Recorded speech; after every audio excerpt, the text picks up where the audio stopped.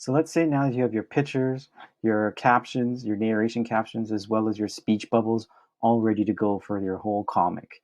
And that's throughout. You can double check by going to your thumbnail view to see all the slides. What you want to make sure first that you do is single click into each picture and look at the border outline. You want to make sure that you crop inside of it. You want to give the outside space a haircut. To do that, double click on the image and you'll see the black line on the inside. And you move that black tab in so it's tight around the actual person or character that you have. And that changes it so it's a little tighter. And now you can resize it. So get into the habit of making sure you fill the space as best as you can. It's okay to go on top of the text there, because what you can do is right click and then you go to order and you say send to back. And that way it goes to the back and you can see that you can still see the caption there as well. Okay. So now I have this here. I'm going to move the speech bubble so it goes right there directly to the character if I needed to. But I have my caption, I have my speech bubble and my picture, and I'm ready to go. I'm ready to add an image. So I'm going to go to a site here called unsplash.com.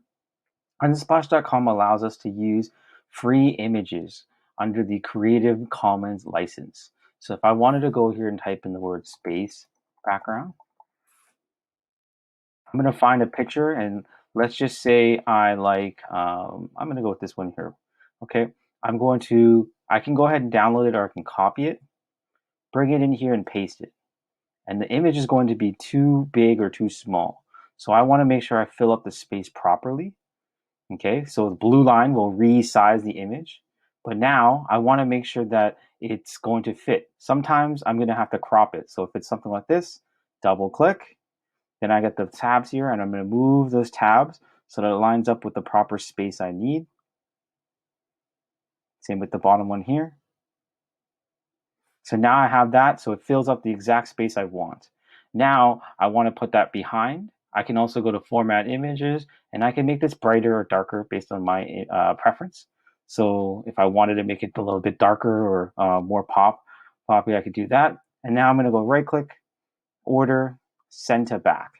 So there you have it. There's the image of the character, the speech bubble, and the caption as well. But I'm not done. I have to make sure that I reference this image. I cannot steal images or plagiarize by taking something and not giving people credit. So I go back to the image here and I notice it's by Jeremy Thomas. So what I'm going to do here is I'm going to make sure I copy the link. If you need it, you can go to share and it'll show you the link here as well. And you're going to write photo by Jeremy Thomas, CC, which stands for Creative Commons, and you're going to copy this link.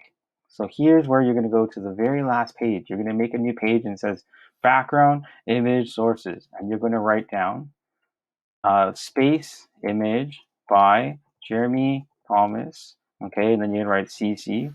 You're going to highlight that whole piece here and link this. And you're going to paste that link. And what that does is it tells us that that image was not taken by you or made by you, but it is one that someone has shared and give you permission to use. When you use it though, you have to give them credit. So the space image now I have here is going to be right there. So I know that that's for the person I have here.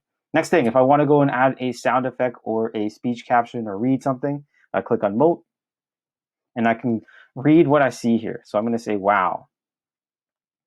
Wow! Suddenly the Burton Bandit realized he was in space.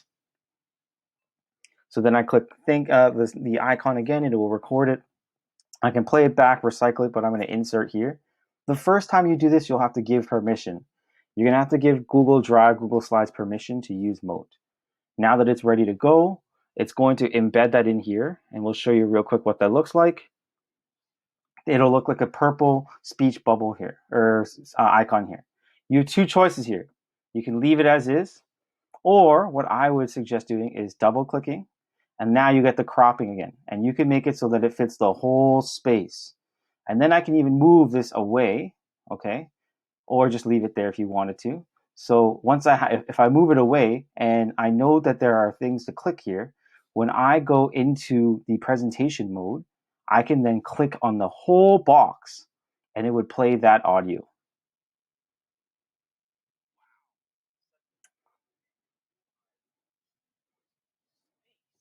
So rather than just that little icon, what I've done is I've moved that icon away, I've hidden it, and then I just put it so that the whole square becomes a clickable space.